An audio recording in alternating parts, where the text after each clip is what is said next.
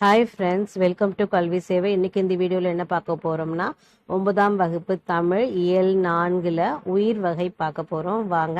அதனுடைய ஆசிரியர் தொல்காப்பியர். ஆசிரியர் தொல்காப்பியர். சிறப்பு தொல்காப்பிய நூல் ஆசிரியர். தமிழில் கிடைத்த முதல் இலக்கண நூலாசிரியர். அகத்தியரின் மாணவர். இலக்கண குறிப்பு: உணர்ந்தோர் வினையாளனையும் பெயர். நெறிப்படுத்தினார். நெறிப்படுத்து பகுதி. இறந்த கால இடைநிலை. அர் என்பது பலர்பால் வினைமுற்று மிகுதி.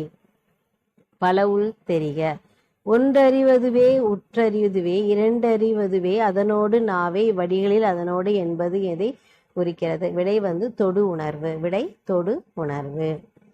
மூன்றறிவதுவே அவற்றோடு மூக்கே. நான்கறிவதுவே அவற்றோடு கண்ணே. ஐந்தறிவதுவே அவற்றோடு செவியே. இவ்வடிகளில் தொல்காப்பியர் குறிப்பிடும் மூவறிவு நான்கறிவு ஐந்தறிவு உயிர்கள் யாவை? விடை: மூவறிவு உயிர்கள் கரையான் எறும்பு. நான்கறிவு உயிர்கள் நண்டு தும்பி. ஐந்தறிவு உயிர்கள் பறவை விலங்கு. மூவறிவு உயிர்கள் கரையான் எறும்பு. நான்கறிவு உயிர்கள் நண்டு தும்பி. ஐந்தறிவு உயிர்கள் பறவை விலங்கு. அறிவையும் உயிரினங்களையும் தொல்காப்பியர் எவ்வாறு தொடர்பு படுத்துகிறார்? விடை: புல் மரம் ஆகியன ஓரறிவு உயிர்கள் தொடு உணர்வு. சிப்பி நத்தை ஆகியன ஈரறிவு உயிர்கள் தொடு உணர்வு பிளஸ் சுவை. கரையான் எறும்பு ஆகியன மூவறிவு உயிர்கள் தொடு உணர்வு பிளஸ் சுவை பிளஸ் நுகர்தல். நண்டு தும்பி ஆகியன நான்கறிவு உயிர்கள் தொடு உணர்வு சுவை நுகர்தல் காணல். பறவை விலங்கு ஆகியன ஐந்தறிவு உயிர்கள் தொடு உணர்வு பிளஸ் சுவை பிளஸ் நுகர்தல் பிளஸ் காணல் பிளஸ் கேட்டல். மனிதன் ஆறறிவு உயிர் தொடு உணர்வு சுவை நுகர்தல் காணல் கேட்டல் பகுத்தறிவு. கூடுதல் வினாக்கள் பார்க்கலாம். ஓரறிவு உயிர்கள் டேஷ். விடை புல்மரம். ஓரறிவு உயிர்கள் புல்மரம். ஈரறிவு உயிர்கள் சிப்பியும் நத்தையும். ஈரறிவு உயிர்கள் சிப்பி நத்தை. மூவறிவு உயிர்கள் கரையான் எறும்பு. நான்கறிவு உயிர்கள் நண்டு தும்பி. ஐந்தறிவு உயிர்கள் பறவை விலங்கு. மனிதன் டேஷ் உயிர்கள் ஆறறிவு உயிர்கள். மனிதன் ஆறறிவு உயிர்கள். பொறுத்துக. புல் மரம். விடை ஓரறிவு உயிர்கள். சிப்பி நத்தை ஈரறிவு உயிர்கள். கரையான் எறும்பு மூவறிவு உயிர்கள். நண்டு தும்பி நான்கறிவு உயிர்கள். பொருந்தாதவற்றை கண்டறிக. இதுல பொருந்தாதது எதுன்னு பார்த்தீங்கன்னா கரையான் எறும்பு ஆகியன ஈரறிவு உயிர்கள். இரண்டறிவதுவே அதனோடு நாவே. மூன்றறிவதுவே அவற்றோடு மூக்கே. வடிகளில் அவற்றோடு என்பது எதை குறிக்கிறது? சுவைத்தல். விடை சுவைத்தல். மூன்றறிவதுவே அவற்றோடு மூக்கே. நான்கறிவதுவே அவற்றோடு கண்ணை. வடிகளில் அவற்றோடு என்பது எதை குறிக்கிறது? நுகர்தல். விடை நுகர்தல். நான்கறிவதுவே அவற்றோடு கண்ணே. ஐந்தறிவதுவே அவற்றோடு செவியே. இவ்வடிகளில் அவற்றோடு என்பது எதை குறிக்கிறது?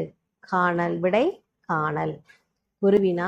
ஓரறிவு உயிர்கள் யாவை? விடை புல் மரம் ஆகியன ஓரறிவு உயிர்கள். ஈரறிவு உயிர்கள் யாவை?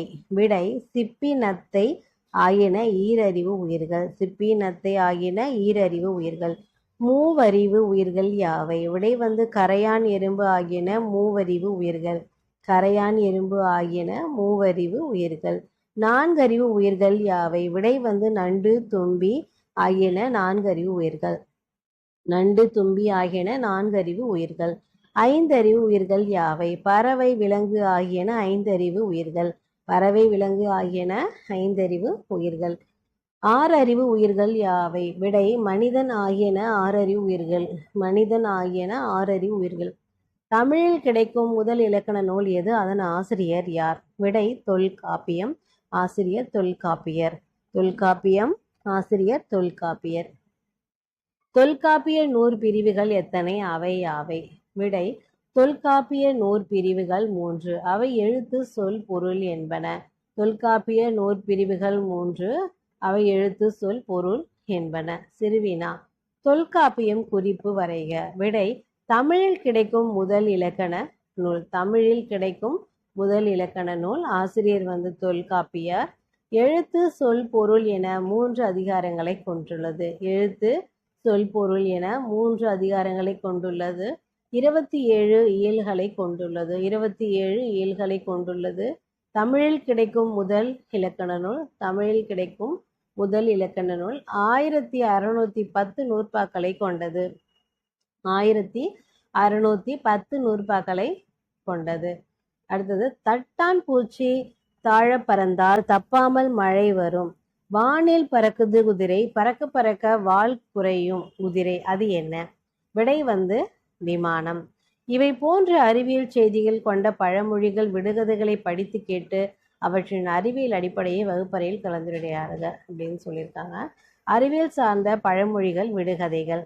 விடுகதைகள் என்னன்னு பார்த்தீங்கன்னா, செல்லும் இடமெல்லாம் நானும் வருவேன், கையிலும் வைக்கலாம் பையிலும் வைக்கலாம், நானின்றி இன்று மனித உயிர்கள் இல்லை, நான் யார்? விடை அலைபேசி.